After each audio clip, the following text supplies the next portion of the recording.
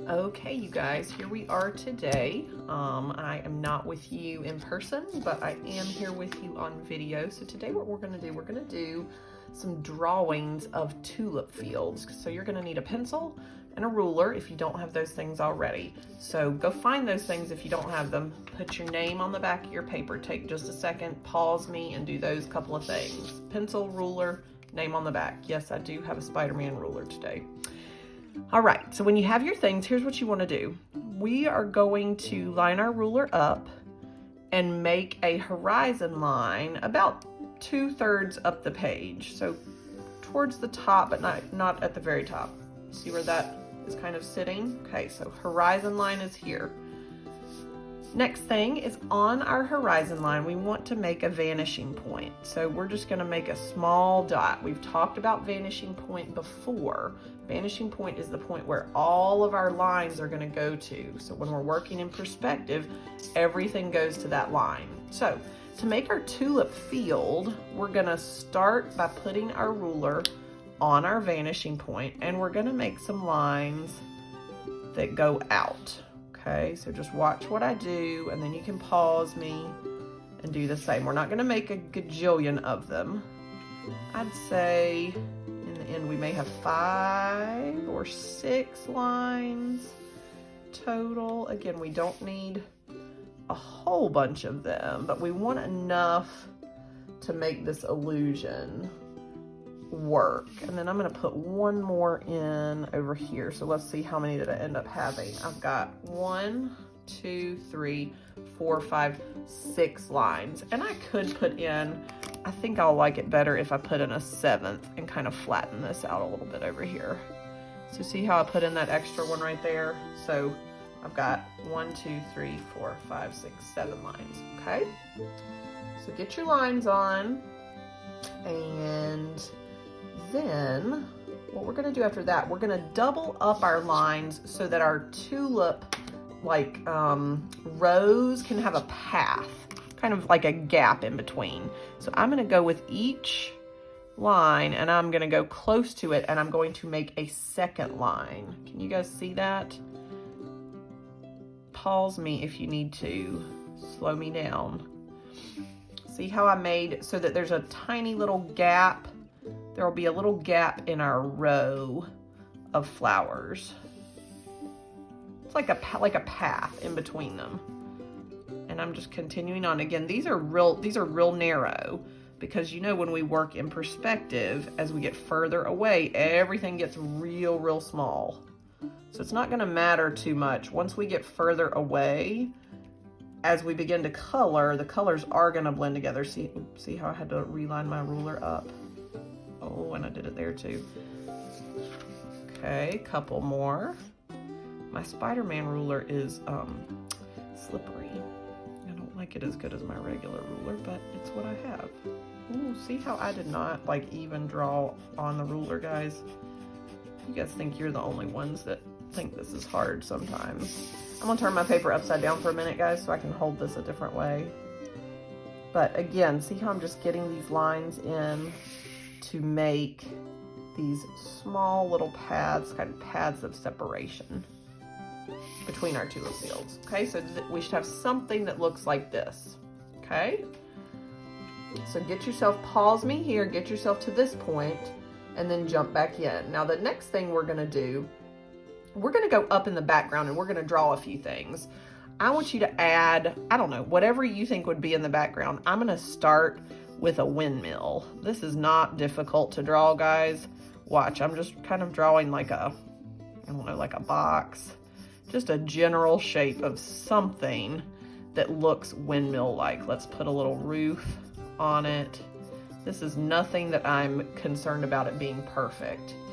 And then let's get our actual blades on. So to make it kind of look like it's, I don't know, we want it to kind of look like it's spinning from a distance. This is kind of I'm showing you guys just a little bit of what something called foreshortening would look like. This is not super specific, but see how the other blade would be behind there and you wouldn't be able to see it. So the 3 blades is plenty. Now, if you want to put your windmill blade like on the front, so that it's like right here and you have 4 blades coming out on the front, that is totally fine. You draw it however makes the most sense to you. The other thing I'm gonna add in are just some quick, like we'll say that these are gonna be like bushes or something down here. You can make your bushes look however you want. And then let's do some like funky, fluffy clouds in the background. So however you want your background to look is fine. It does not have to look just like mine. It's a very loose, quick sketch, guys, because all of this back here in your background, remember when things are far away, this is gonna be kind of fuzzy and blurry. You're not gonna be able to see that with a lot of precision, and it's gonna be small because it's way off in the background, okay? So this is not a real detailed drawing that we're doing back here, okay? So this is kind of what my final sketch looks like. It was not hard to get to this point. It took me, I don't know, 5-10 minutes, something like that.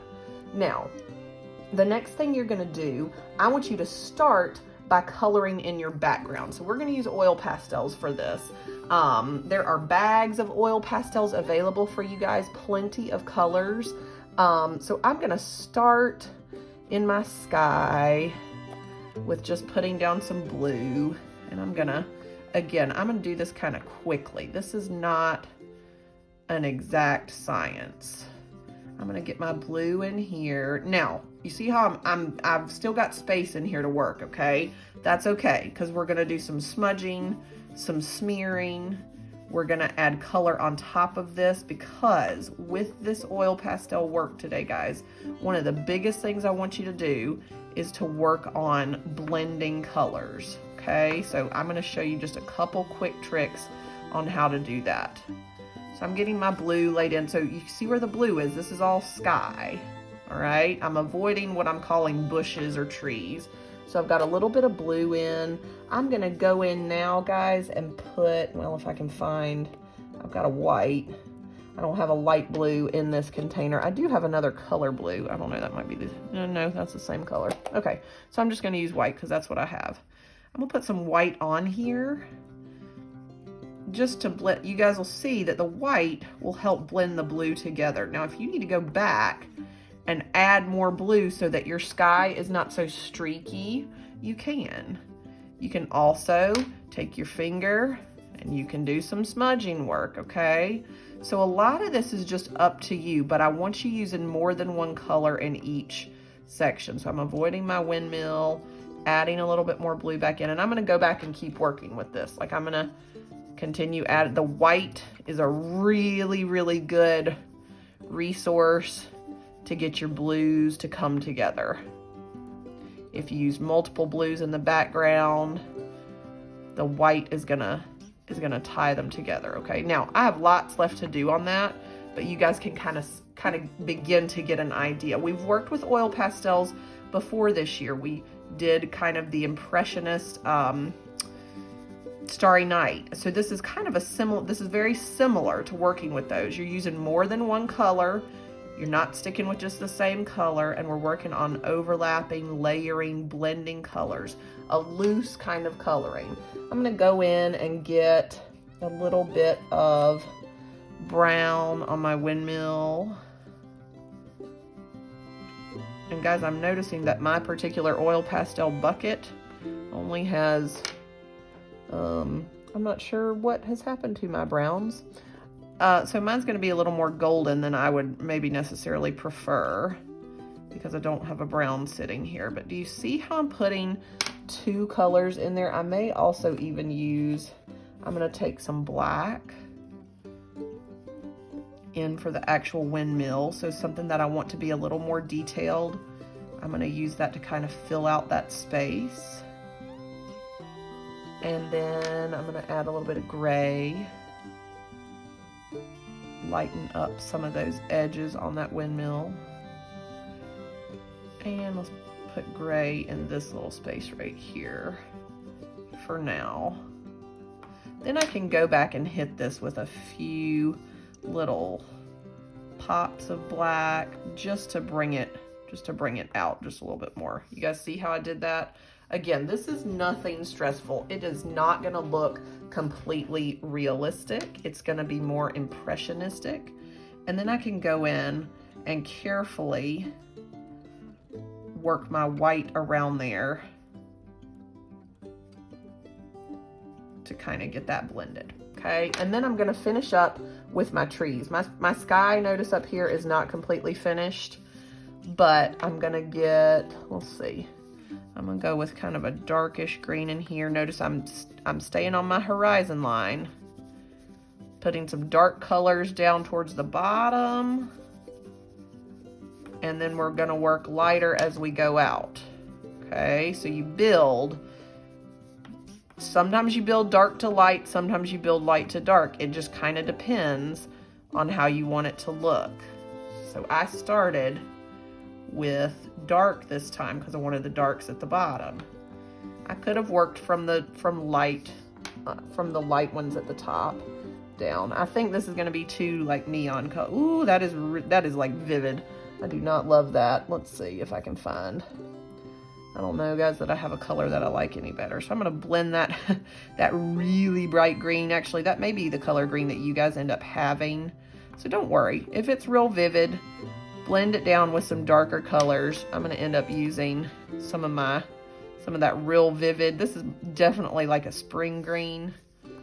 Some of that real bright green. See how I'm filling in the gaps? Okay, I'm going to keep going.